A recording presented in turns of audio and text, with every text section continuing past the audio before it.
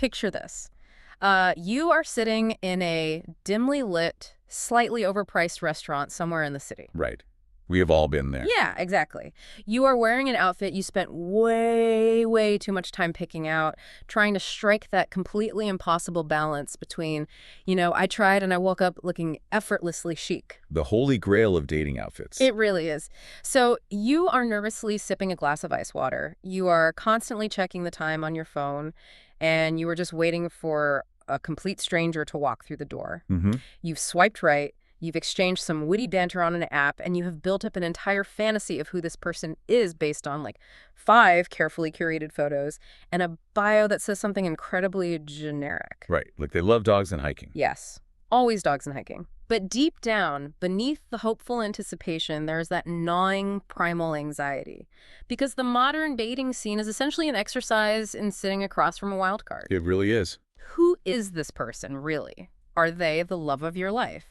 Or are they someone you are going to have to fake a family emergency to escape from? It's a universal vulnerability, isn't it? Mm-hmm. We willingly hand over our trust to algorithms and profile pictures.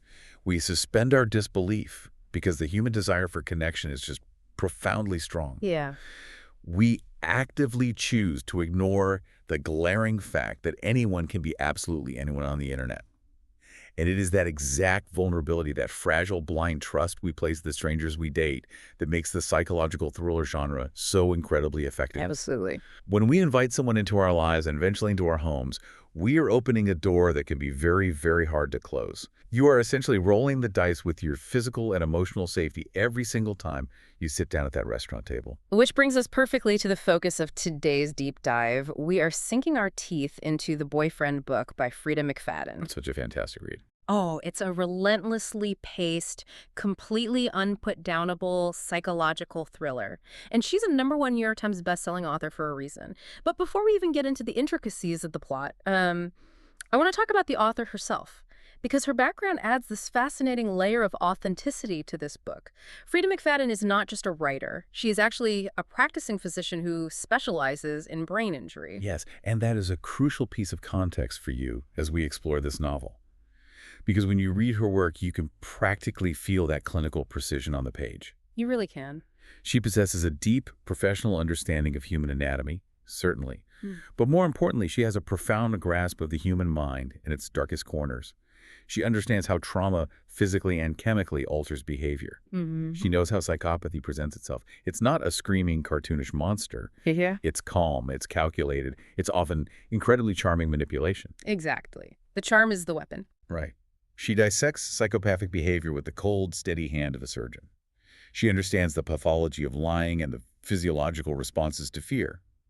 That medical background makes the terror in her books feel incredibly grounded in reality. Yeah. And it's not supernatural. No, it's terrifyingly human. Exactly. Terrifyingly human. And she also has this wonderfully dark sense of humor that bleeds into the margins of the story. It gives you a little chuckle right before she pulls the rug out from under you.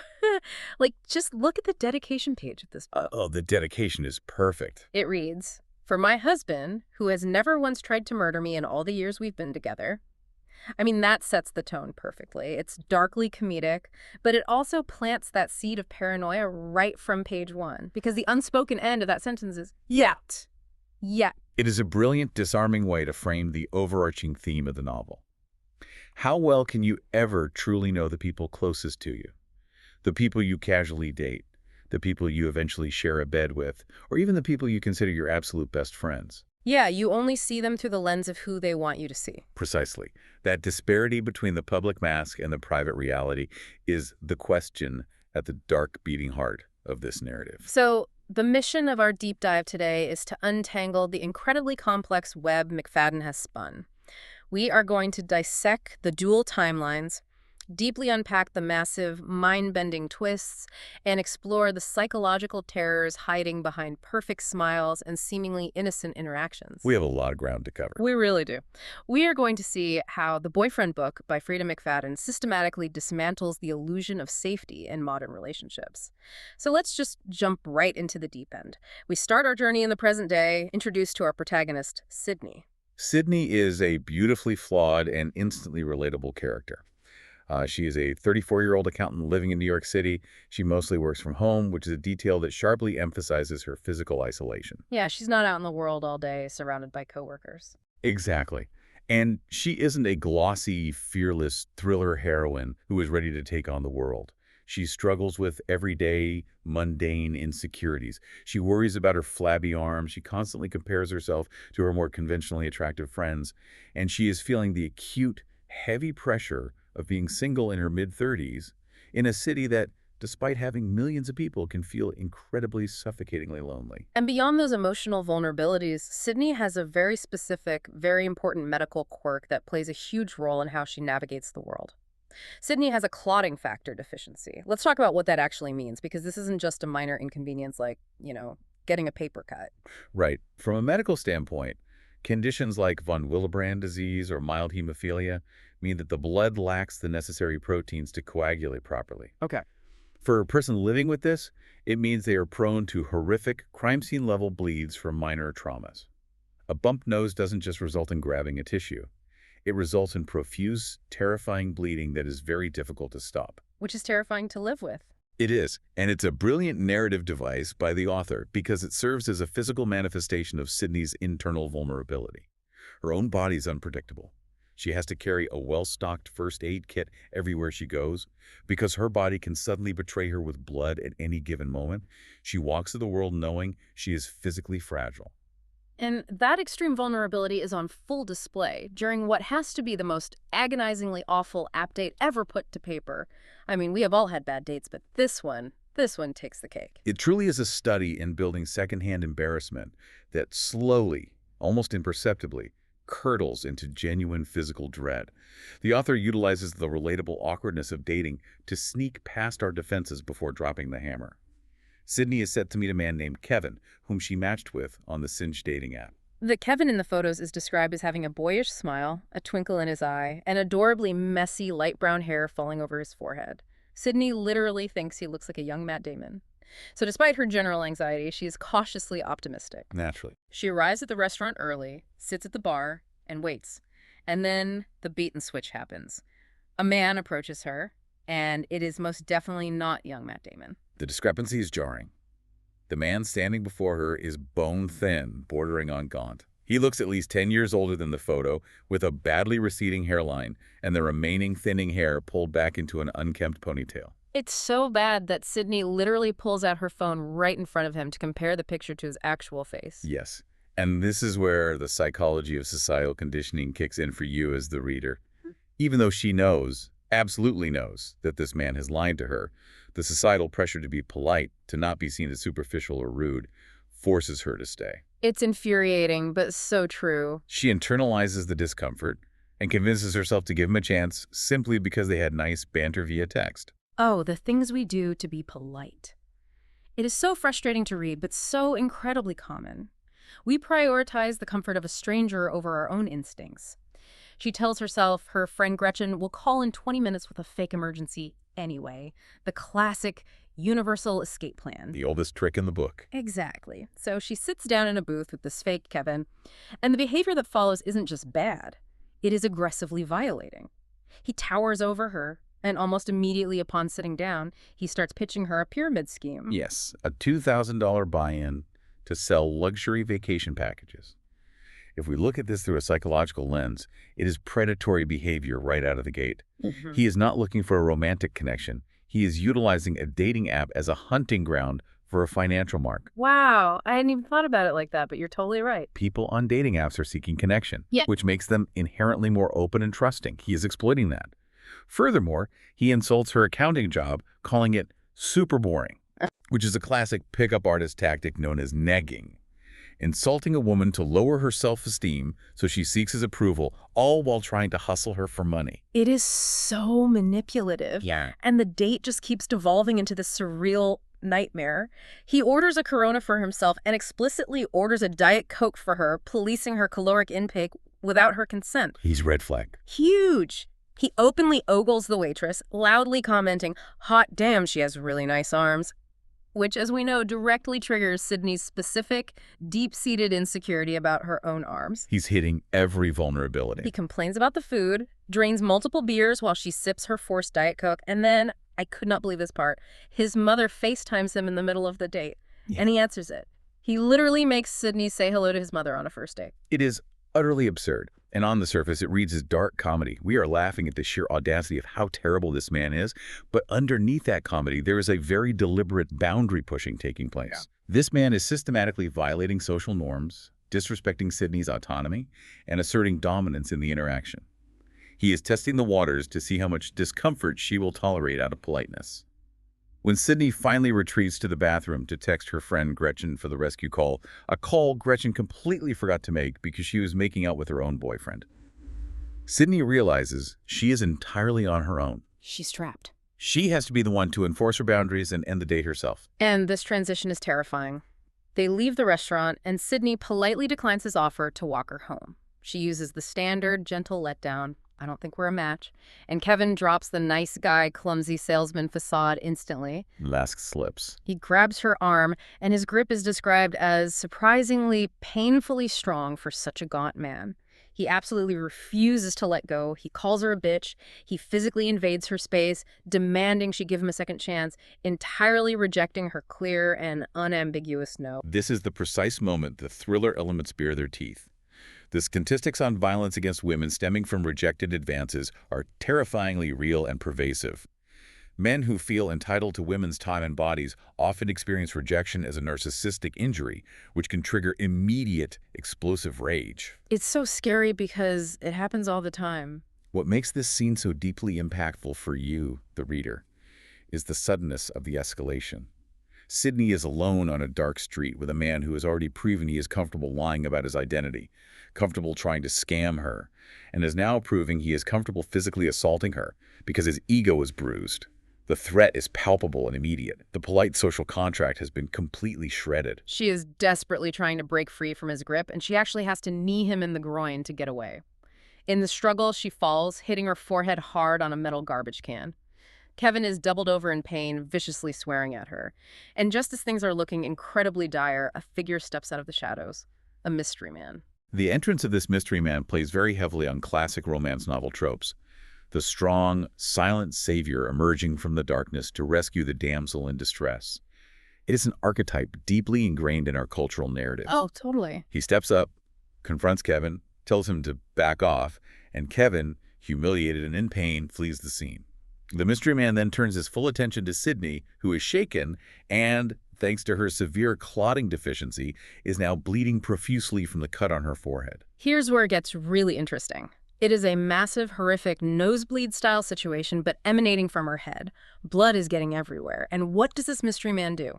In a move straight out of one of the trashy romance novels that Sydney explicitly notes she reads, he literally takes the shirt off his back. A grand romantic gesture. He gives her his clean, soft, incredibly expensive-smelling t-shirt to hold against her bleeding head. He stands there in the cool New York night, bare-chested, speaking to her calmly, making sure she is okay. They share this intense, spark-filled look, a deep, undeniable connection right there on the street amidst the chaos. And then, before the police or an ambulance arrive, he vanishes into the night, leaving her holding his bloody shirt. As an analyst of this genre, what is truly fascinating here is the stark, deliberate contrast McFadden sets up. On one hand, you have the grim, highly realistic danger of the dating app stalker who cannot handle rejection. On the other, you have this hyper-romanticized meet-cute that feels almost too cinematic to be real. Yeah, it feels like a movie scene. But as a reader of psychological thrillers, you are trained to be suspicious of perfection. A man who materializes out of nowhere, acts like a flawless hero, and vanishes without a trace. In this specific genre, the white knight is rarely just a white knight. There is always a shadow trailing behind him. The scene is designed to make you swoon while simultaneously setting off your internal alarm bells. You are so right. It feels too perfect, which makes it inherently suspicious. And to help us find that shadow trailing behind the white knight, the book employs a dual timeline structure. We are abruptly and violently pulled from Sydney's present-day trauma into the before timeline. So let's orient ourselves. In the present, Sydney is dealing with the aftermath of an assault and the mystery of her savior. In the past, we meet a teenager. The dual timeline is an essential structural choice. It prevents the reader from getting entirely comfortable in Sydney's present-day perspective. It introduces a creeping, insidious sense of inevitability, because we know, based on the rules of the genre, that whatever dark events transpired in the past are going to eventually collide violently with the present. And usually in the worst way possible. Exactly. The before timeline centers on a 17-year-old high school boy named Tom. Let's talk about teenage Tom. When we first meet him, he is describing himself as desperately, painfully, completely, and stupidly in love. And the singular object of his affection is a girl named Daisy Driscoll. Daisy is the police chief's daughter. Tom fell in love with her when they were just 4 years old, watching her feed bits of her sandwich to hungry squirrels at the local playground. The imagery is very deliberate. Oh, yeah. He describes her in almost blindingly angelic terms. Golden hair that catches the light, pale blue eyes, skin like perfect porcelain, lips cherry red. She is the absolute archetype of the untouchable, perfect high school girl. The way Tom idolizes Daisy is deeply obsessive. It goes far beyond typical teenage infatuation. He has placed her on an impossible, towering pedestal. He has been terrified to confess his feelings to her for over a decade, worshiping her from afar. Right. But recently, the dynamic has shifted. She is letting him walk her home after school. She is holding his hand. He genuinely believes she wants him to kiss her. And yet, against this backdrop of seemingly innocent teenage romance, the prologue of this book delivers one of the most unsettling confessions. The book opens with a prologue from teenage Tom that totally threw me off. What exactly does he confess to there? Because it frames everything that follows. The prologue is a masterclass in misdirection. Tom admits he is scared of making a move on Daisy, but he explicitly states he isn't scared of rejection. He isn't scared she will slap him or laugh at him. He confesses that what he is most terrified of is that if he leans in to kiss Daisy, she will let him do it. Okay, and why is that scary? He is terrified because he believes that the moment he gets her alone, he will wrap his fingers around her pretty white neck and squeeze the life out of her. It is so jarring. It completely short-circuits your brain as a reader. You're expecting this sweet teen romance, and suddenly you're reading the thoughts of a killer. If we connect this to the mechanics of thriller writing, this is a brilliant establishment of an unreliable narrator. McFadden is explicitly priming you to believe that Tom is a burgeoning psychopath struggling with violent, intrusive thoughts. He is confessing to homicidal ideation directed at the very person he claims to love most in the world. It casts a shadow over everything. Exactly. This framing mechanism colors every single action Tom takes in the high school timeline with a thick aura of menace. We are forced to watch this awkward teenager through the lens of potential violence, constantly waiting for the moment he finally snaps. We are absolutely waiting for the monster to reveal itself, and the high school environment he navigates is a total powder keg of secrets, cliques, and suppressed anxieties. Tom isn't part of the popular crowd. He is firmly on the fringes. His best friend is a guy everyone cruelly calls Slug. Teenagers can be brutal. So brutal. And why do they call him Slug? Because in grade school, the kid literally ate bugs. Mostly ants, but one day he theatrically swallowed a live, slimy slug in front of the entire cafeteria. So Tom's social circle is, let's just say, limited. He makes extra money by tutoring girls in math, which gives him a quiet, intimate access to different social spheres that he normally wouldn't interact with. And this access becomes the central catalyst for the tragedy that unfolds in the town. The before timeline is shadowed by a dark, oppressive event right from the start. A girl in their class, Brandy Healy, has vanished without a trace. The atmosphere is thick with anxiety. You can really feel the tension in the town. There are weathered missing posters plastered over the school's hallways, literally covering up flyers for the upcoming school musical, Grease. It is a visual representation of tragedy overshadowing normal teenage life. Brandy, crucially, was one of the girls Tom tutored. And the police, led by Daisy's deeply intimidating father, Chief Driscoll, are interviewing everyone in the school.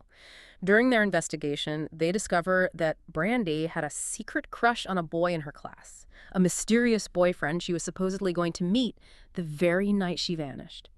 The chief interviews Tom, who plays the innocent, dorky math tutor perfectly. He claims he barely knew outside of equations, but the book reveals to us in Tom's internal monologue that he is lying directly to the chief of police. It is a massive revelation that compounds our suspicion of him. Tom admits to himself that shortly before Brandy disappeared, he had a moment with her. He kissed her behind the school. It was a secret, passionate, spontaneous moment that he firmly believed no one else had witnessed. But in a high school, someone always sees. Yes. In the claustrophobic ecosystem of high school, there are no true secrets.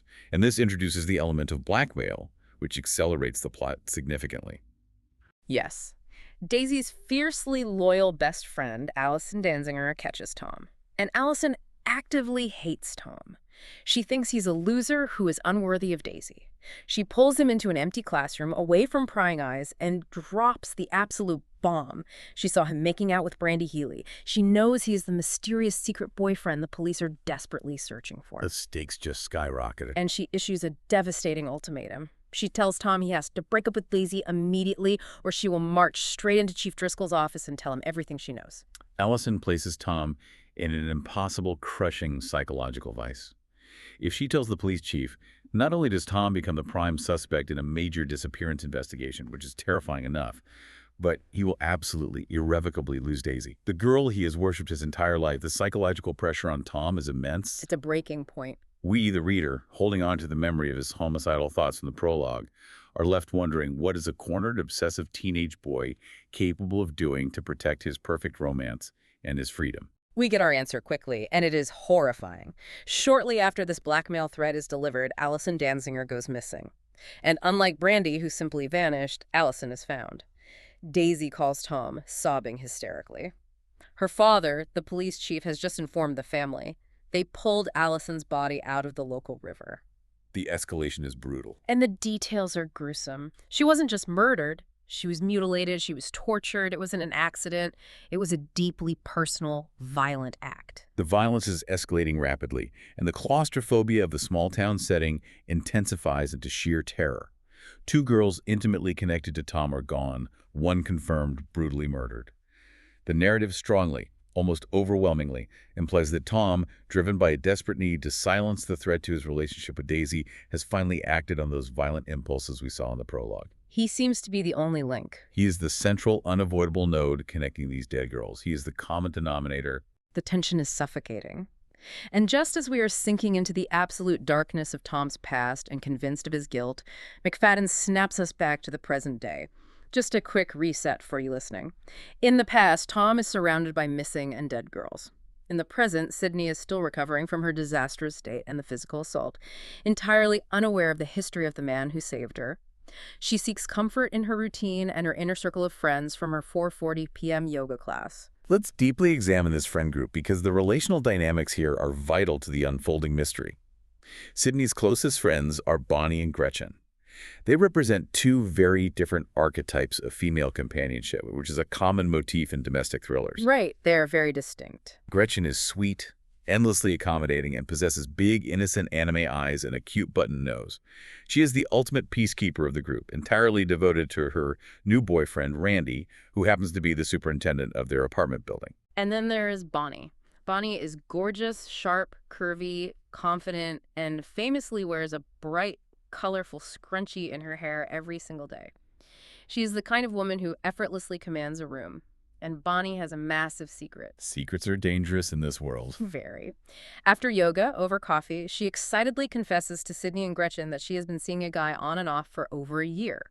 She refers to him only as a hot doctor. She says he's a total commitment phobe, mostly treating her as a late-night booty call, but he is incredibly great in bed. However, things have recently drastically changed. He just told her he wants to be exclusive. He wants to finally settle down with her. Bonnie is absolutely glowing with that intoxicating new relationship excitement, but she is fiercely, stubbornly protective of his identity. She completely refuses to tell Sydney or Gretchen his name, wanting to keep the bubble intact for just a little longer. Which is frustrating for her friends, but deadly for the plot. In a thriller, a secret identity is never just a quirky character trait. It is a loaded gun, placed conspicuously on the table. The fact that Bonnie won't name her hot doctor creates an immediate pulsating tension for the reader because we know this hidden information is dangerous. Secrets in this genre are currency, and they often cost lives. Dangerous is a massive understatement. The very next evening, Bonnie calls Sydney and asks her to come over to her apartment at 9:00 p.m. She specifically asks Sydney to be there because Randy, the building super and Gretchen's boyfriend, is coming to fix a running toilet. Bonnie explicitly states she thinks Randy is incredibly creepy and makes her skin crawl. She doesn't want to be alone in her apartment with him. A very valid concern given the setting. Right. Sydney, rolling her eyes and thinking Bonnie's just being overly dramatic as usual, shows up a little late. The door is unlocked. Randy is already there inside the apartment, fiddling with the toilet tank in the bathroom. The sequence of Sydney entering Bonnie's apartment is brilliantly constructed to induce anxiety. The sensory details are perfectly calibrated. The apartment is unnervingly quiet, save for the mechanical sounds of the toilet being worked on and the persistent grating sound of a ringing cell phone coming from the kitchen. Sydney walks into the kitchen to see who is calling. She sees Bonnie's phone sitting on the counter right next to one of her signature black scrunchies. The phone just keeps ringing and ringing. And then Sydney looks down. On the pristine white linoleum floor, there is a trail. Dark, brown, perfectly circular droplets of blood. They form a horrifying path leading out of the kitchen and down the hallway, straight toward Bonnie's closed bedroom door. It is a terrifying breadcrumb trail, and what intensifies the psychological horror of this scene is the juxtaposition of this gruesome discovery with the utterly mundane reality of Randy, the super, just down the hall in the bathroom. He is entirely oblivious trying to fix a toilet. The contrast is insane. The claustrophobia of apartment living is sharply highlighted here. Your apartment is supposed to be your sanctuary. The killer breached a locked, secure space while someone else was just feet away. The sanctity of the home has been utterly violated. Sydney follows the blood drops, her heart pounding against her ribs. She tries to rationalize it. She tells herself maybe Bonnie just had a minor accident. Maybe she cut her finger chopping vegetables. She reaches the bedroom door, turns the knob, pushes the door open, and looks at Bonnie's queen-size bed with its lavender bedspread. And what she sees on that bed causes her to start screaming, and she cannot stop. Bonnie has been brutally, savagely murdered. This is the massive inciting incident of the present-day mystery. The violence of the past timeline has successfully bled into the present, and the subsequent police investigation introduces a crucial new character, Detective Jake Sousa of the NYPD. Oh, Jake. Let's talk about Jake, because Jake is not just any random detective assigned to the homicide case. Jake is Sydney's ex-boyfriend. He is the one who got away, the first man she ever truly loved. The introduction of Jake is a fascinating narrative choice. Sydney and Jake's relationship didn't end because of a lack of profound love or betrayal. It ended because Jake is pathologically obsessed with his work as a detective. You can't turn it off. He is emotionally unavailable to a devastating degree because he is entirely consumed by the darkness, violence, and tragedy of the city. He absorbs the trauma of his job to the point where there is no room left for a partner. He once went 2 full weeks without sharing a single meal with Sydney because he simply couldn't stop working a case. She broke up with him while literally packing her bag, screaming in frustration. What's the point of being in a relationship with somebody you never see? He refused to promise to cut back his hours. He told her his job was the most important thing in his life, and she walked out. But now, ironically, that exact relentless obsession is exactly what Sydney needs. She knows him intimately. She trusts his dedication. If anyone can find the monster who slaughtered Bonnie on that lavender bedspread, it's Jake. But Jake's presence also serves as a stark, necessary contrast to the other men in Sydney's life. Jake is emotionally distant, but completely known. He is safe, he is a protector, but he is fundamentally unavailable for romance. This contrast is vital as Sydney navigates the trauma of the aftermath, and the suspect pool begins to significantly widen. McFadden masterfully presents a series of red flags and red herrings, forcing the reader to constantly shift their suspicion from one man to another. Let's dive into this suspect pool, starting with the guy who was literally standing inside the apartment at the time of the crime scene, Randy, the creepy super, or Mr. Muncie, as he is officially known to the tenants. This raises an important question regarding how willfully blind we can be to the flaws of the people we care about. Let's look at Randy. He is a classic thriller suspect. As the superintendent, he possesses the physical keys to the kingdom. He has unfettered access to every single apartment in the building. That alone is terrifying. He is described physically in ways that are meant to evoke deep discomfort. He is extremely skinny, perpetually wearing oversized hoodies, with a sharp, painfully large Adam's apple that looks like it could slice a finger. And crucially, Bonnie explicitly told Sydney she found him deeply unsettling. He had the means to enter the apartment, and he had the opportunity. But he has a rock-solid alibi, right?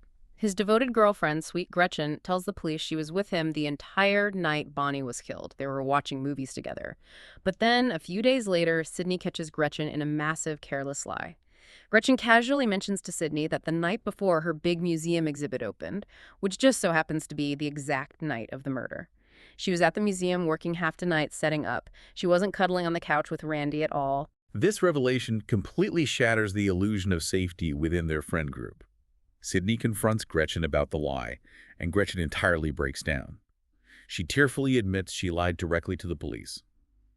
She provided a fake alibi for Randy because years ago, long before they even met, Randy had been accused of stalking a girl, and there was even a formal assault charge brought against him. Which is a massive red flag. Gretchen, in her desperate, misguided attempt to protect her boyfriend and maintain the fragile illusion of a perfect relationship, actively obstructed a murder investigation. It powerfully demonstrates how willful ignorance and the profound desire to be loved can make everyday people complicit in horrific acts. She chose her fantasy over the truth. And it makes Randy look guilty as sin. He has a history of stalking and assault, he has the keys, he has a fake alibi. But Randy isn't the only creep lurking in Sydney's periphery. Let's not forget real Kevin from the Cinch app, the gaunt guy with the ponytail who physically assaulted her on the street. Kevin represents the pervasive, everyday threat of the rejected, entitled man that so many women fear. After the disastrous date and the alleyway assault, he doesn't just disappear into the ether. His bruised ego demands a response. He becomes a relentless stalker. He starts showing up wherever Sydney goes. It is terrifying. He pops up outside her yoga studio, just standing there, staring through the glass doors while she is inside. She sees him in line at her local deli, forcing her to abandon her groceries and hide in the cramped bathroom until he finally leaves. He approaches her aggressively at a newsstand. But the absolute most chilling sighting. Sydney is fairly certain she sees Kevin lurking in the background at Bonnie's funeral in Brooklyn, a church Bonnie never even attended. Which points to obsession. So the question is Kevin just a pathetic, bruised ego stalker hoping for a second chance? Or did his rage escalate? Did he follow Sydney home that night, find out where she lived, break into her building, and murder her best friend in a twisted act of vengeance, or perhaps a case of mistaken identity? He serves as a constant ambient source of dread in the narrative. The threat of male violence is always humming in the background.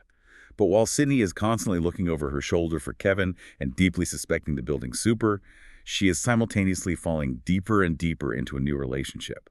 She is seeking comfort in the arms of the mystery man from the alleyway, the guy who gave her his bloody shirt. He finally gives her his name, Tom Brown. They start officially dating, and at first it seems like a literal fairy tale. The chemistry between them is electric, he is attentive, he is handsome. Sydney actually feels like maybe that horrific nosebleed and the assault were the best things that ever happened to her because they led her straight to Tom. The White Knight returns. But you, the listener, need to remember the before timeline. We know a teenage Tom had deeply homicidal thoughts. We know a teenage Tom was at the dead center of a web of murdered girls. And now, present-day Tom is dating Sydney. And this is exactly where McFadden slowly, agonizingly turns the screws. The romantic facade begins to crack. The red flags in Tom's behavior begin to accumulate. They are subtle at first, easy to brush off, but they become increasingly alarming. Let's look at the inconsistencies Sydney starts to notice as she gets closer to him. Okay, let's unpack this because the lies start piling up. During a dim sum date, Sydney casually asks about the hospital he works at. He immediately says Mount Sinai, but Sydney clearly remembers him telling her on a previous date that he worked at NYU. When she calls him out on the discrepancy, he smoothly covers his tracks, saying he recently switched hospitals and was so enamored with her on their first date that he simply misspoke. A smooth recovery. It is plausible enough, but it leaves a cold, uneasy feeling in the pit of her stomach. It is the micro-lies that erode trust in a relationship. And there are more structural red flags. Sydney asks why he doesn't have a profile on the Cinch app, as seemingly every single person in the city does. He claims he is just not into dating apps and jokes charmingly that he meets women the old-fashioned way by waiting for them to have massive nosebleeds in dark alleys. Again, it is charming, it is witty, but is fundamentally avoidant. He is keeping himself off the grid. And then there is the incredibly sketchy phone situation. Sydney tries to call him during the day, but it goes straight to voicemail. Later, when they are together, Tom's phone rings, but he ignores it, and Sydney realizes it is a completely different ringtone than the one she normally hears. When she presses him about it, he gets incredibly defensive and tense. A major boundary violation. She realizes he has been communicating with her via a burner phone. He won't even give her his real primary number. He claims it is because he has deep commitment issues and needs to keep parts of his life strictly compartmentalized. This is a massive, glowing red flag disguised as a quirky personality trait. The intense compartmentalization, the burner phones, the inconsistent stories, these are all hallmarks of someone living a double life. He is managing information. But the true turning point, the devastating moment the illusion shatters completely for Sydney, happens when she's alone in Tom's bedroom. The smoking gun. Sydney's phone slips and drops into the narrow gap between Tom's bedside table and the bed. She reaches her hand down into the dark, dusty crevice to retrieve it, and her fingers brush against something soft and velvety. She pulls it out into the light. It is a black scrunchie. The physical evidence is undeniable. It is a profound shock to the system, a black scrunchie. Exactly. Who wears a velvet scrunchie in this day and age? Only one person Sydney knows. Bonnie. Sydney's mind starts racing, frantically putting the disparate pieces together at terrifying speed. Bonnie was dating a hot doctor who is a massive commitment phobe. Tom claims to be a doctor. He explicitly admits he has commitment issues. He gave Sydney a burner phone number, implying he was hiding things. He works right near their neighborhood. Bonnie lived in Sydney's building. The synthesis of these clues is chilling. The pieces fit together perfectly. Tom is Bonnie's mystery hot doctor. Tom was sleeping with Sydney's best friend. And given that Bonnie was brutally murdered just as she believed Tom was finally ready to commit to her and settle down, the implication is overwhelmingly clear. Tom is the killer. Wherever Tom goes, from his high school days to the present day in New York City, dead women follow. He's the lethal common denominator. Sydney is absolutely terrified. The man she has been sleeping next to is a monster. She manages to steal a water bottle from Tom's apartment without him noticing and takes it straight to Detective Jake Sousa, begging him to run the fingerprints on it. She doesn't want to admit out loud that she is actively dating a potential serial killer, but Jake, knowing her so well, forces the horrifying truth out of her. He runs the prints through the system, and when the results come back, they are shocking. But not at all in the way Sydney expects. This is where we approach the grand twist of the novel, the massive, explosive collision of the past and the present. Up until this precise moment, the reader has been meticulously, deliberately led to believe that Tom is the psychopath. We have his horrifying prologue confession. We have his intimate proximity to the high school murders. We have his highly deceitful, compartmentalized behavior in the present. But McFadden is playing a much deeper, much more complex psychological game with the reader. Jake runs the prints, and he sits Sydney down and tells her that Tom is clean. Tom doesn't have a criminal record. His prints aren't in any database connected to murders. But Jake tells Sydney she needs to stop seeing him immediately anyway, because Tom is a massive liar. Jake reveals that Tom isn't a doctor at all. He's a fraud. He is a medical equipment salesman. That is why he got the hospitals confused. That is why he has weird, unpredictable hours. He completely fabricated his profession to impress women and get them into bed. So Tom is a liar, a player, a cheat, and a deeply insecure man. He was simultaneously dating Bonnie and Sydney, spinning plates and managing lies. He is a profoundly flawed, morally compromised man, but he is not the serial killer. The narrative has brilliantly used Tom's terrible dating behavior and classic fuckboy tendencies as a smokescreen to hide the true monster operating in the shadows. If Tom isn't the killer, who is? Let's travel back to the before timeline for the first massive reveal. The ultimate truth about the high school murders. It wasn't Tom who violently killed Brandy Healy and Allison Danziger. It was Daisy, the perfect, angelic, golden-haired police chief's daughter. Daisy Driscoll is a teenage, psychopathic serial killer.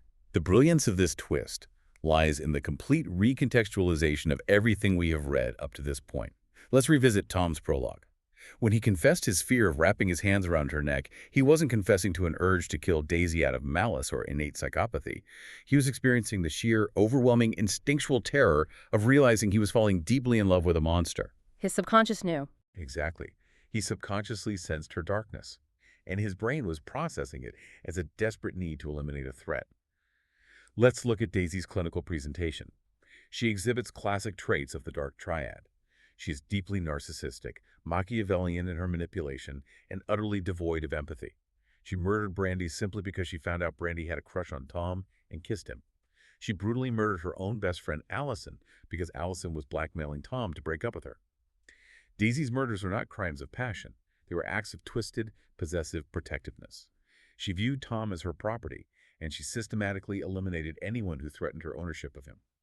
Female psychopaths are often underdiagnosed because they use relational aggression, but Daisy escalates to extreme physical violence when her core desires are threatened. And when teenage Tom finally discovers the truth, when he pieces it together and realizes the beautiful girl he loves is a literal butcher, Daisy doesn't panic. She turns the tables on him with terrifying calm. She uses her ultimate trump card, her father. She looks at Tom and tells him, "My father is the chief of police. If you tell anyone what I did, I will tell him you did it. Who is he going to believe? His precious, perfect daughter or the weird outcast kid who hangs out with a guy who eats bugs?" She completely traps Tom, legally and emotionally, making him an accessory after the fact, to save his own life, and because he is still sickeningly, traumatizedly in love with her, he agrees to keep her secret. But he breaks up with her, telling her he can never look at her face again. This trauma breaks Tom fundamentally. It shatters his psychological foundation. He spends the rest of his adult life running from Daisy, constantly looking over his shoulder. He is terrified to get close to any woman, knowing with absolute certainty that if Daisy ever finds out he loves someone else, that woman's life is in immediate lethal danger. This trauma beautifully explains his burner phones, his extreme commitment phobia, his lies, and his secretiveness in the present day. He wasn't hiding his double life from Sydney. He was desperately trying to hide Sydney from Daisy. Which brings us to the present-day twist, the revelation that made me literally gasp out loud and drop the book. Sydney is sitting in her apartment trying to process everything Jake told her about Tom being a liar. Gretchen, her sweet, anime-eyed, peacekeeping friend who baked her cookies, is there comforting her. And there's a knock at the door. It's Tom. Tom has come to apologize to Sydney for all his lies about being a doctor. Gretchen kindly goes to open the door for him. Tom steps in, sees Gretchen standing there, and Tom freezes in absolute paralyzing terror because Gretchen is Daisy. It is a breathtaking, heart-stopping reveal. The sociopathic patience required to execute this long game is staggering. After high school, Daisy didn't just move on. She completely changed her identity. She altered her appearance, adopted the persona of Gretchen, and dedicated years of her life to hunting Tom down in New York City. She didn't just find him and confront him. She orchestrated an entire complex life around him to slowly reel him back in. Why did Gretchen date Randy, the creepy super with an assault record? Because she specifically needed the master keys to the apartment building to come and go without a trace. Why did Gretchen purposefully befriend Sydney and Bonnie at a yoga class? To closely monitor anyone who might get close to Tom. And why did Gretchen brutally kill Bonnie? Because Bonnie, in her naive excitement, had confided in her friends about the hot doctor she was finally getting serious with. Gretchen recognized the description immediately. She realized Bonnie was sleeping with Tom, the man Gretchen still considered her absolute rightful property. So Gretchen used Randy's master keys, walked into Bonnie's apartment while Randy was fixing the toilet, and slaughtered her on that lavender bedspread. It was an execution. The confrontation scene in Sydney's apartment is absolutely chilling. Gretchen drops the sweet, timid, cookie-baking persona instantly. Her voice changes tone. Her posture completely shifts from submissive to dominant. She looks at Tom, completely ignoring Sydney's presence, and says, "I want you. That's what I've always wanted. And I know you love me too. Sydney told me that you said you never got over me. Of course, you told her I was dead, but I can forgive you for that." The absolute, staggering entitlement of the psychopath is on full display here. She genuinely expects Tom to simply fall back into her arms now that the obstacles, meaning the other women, have been violently removed. She has orchestrated a bloodbath, destroyed multiple lives, and she views it merely as necessary house cleaning to prepare for their grand romantic reunion. She lacks the fundamental capacity to understand his horror. It's a terrifying, visceral climax. The physical struggle that ensues in the apartment, the horrifying realization of Gretchen's sheer physical strength driven by madness. Ultimately, Gretchen's reign of terror ends. The police, led by Jake Sousa, arrive and piece the puzzle together. Gretchen is apprehended and dragged away. The immediate physical threat to Sydney is over. She is safe. But in true Freida McFadden fashion, the story refuses to wrap up neatly with a bow. No, it leaves us stranded in a deeply unsettling moral gray area, focusing heavily on the profound psychological damage inflicted upon Tom. You see, years of protecting Daisy's secret, years of living in constant corrosive fear, have fundamentally warped Tom's moral compass. Trauma changes the brain, and Tom's brain has been marinating in fear and complicity for over a decade. We get this final, shocking scene that completely reframes the ending.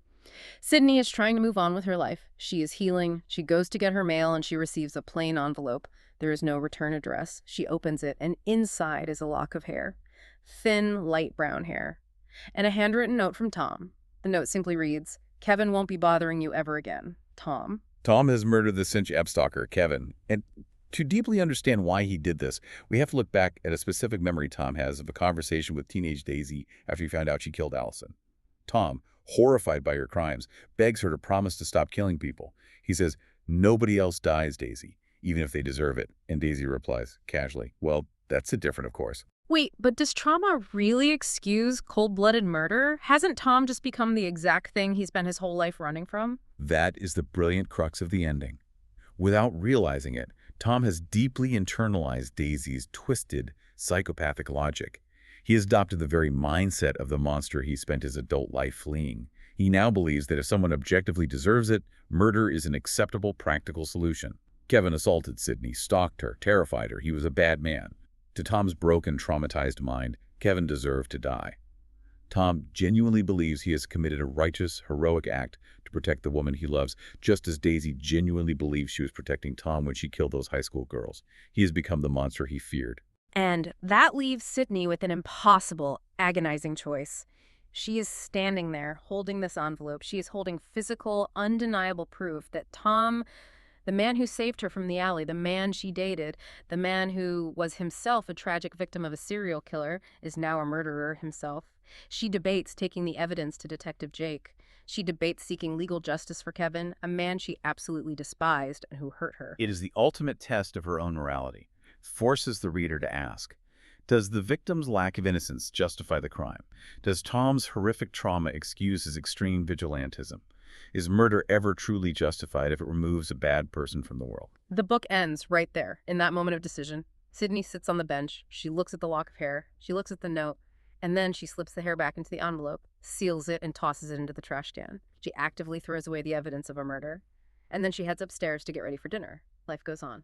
It is a devastatingly cynical and profound conclusion. If we connect this to the overarching themes of the novel, The Boyfriend book by Freida McFadden is ultimately a powerful cautionary tale about the masks people wear. We see the literal, mundane, everyday lies on a dating app profile with Kevin. We see the terrifying, complex, sociopathic mask worn by a serial killer pretending to be a sweet, harmless best friend in Gretchen. And finally, we see the mask of the romantic hero, the White Knight, slip away to reveal a broken vigilante murderer in Tom. So what does this all mean for you, the listener? I think it demands that we deeply reflect on our own lives and our own boundaries. We operate in a modern world where so much of our digital and social interaction is built entirely on taking people at face value. We swipe right on a nice smile, we trust a neighbor who brings over cookies, we confide our deepest secrets in a friend we met at a yoga class. How do we accurately separate the minor flaws, the everyday lies people tell to look a little better, from actual hidden danger? It is a question without an easy or comforting answer. The novel strongly suggests that the boundary between normalcy and monstrosity is frighteningly porous, and the danger isn't always a masked stranger waiting in a dark alley. Sometimes it is the person you happily invite in for coffee. It is the person who holds the keys to your building. It makes you want to double-check the deadbolt tonight, doesn't it? But before we go, I want to leave you with a final provocative thought to mull over. A thought that isn't explicitly stated in the pages, but echoes very loudly in that final scene. Sydney threw away the evidence of Tom murdering Kevin. She actively chose to look the other way because the victim was a bad person who hurt her. By making that choice, by justifying a murder because the victim deserved it, has Sydney just taken her very first step down the exact same dark, twisted path that Tom and Daisy walked? Has the contagion of their psychopathy finally infected her too? A chilling and necessary thought to end on. Thank you so much for joining us for this deep dive. Stay safe out there, trust your instincts, and maybe think twice the next time someone offers you the shirt off their back. We'll see you next time.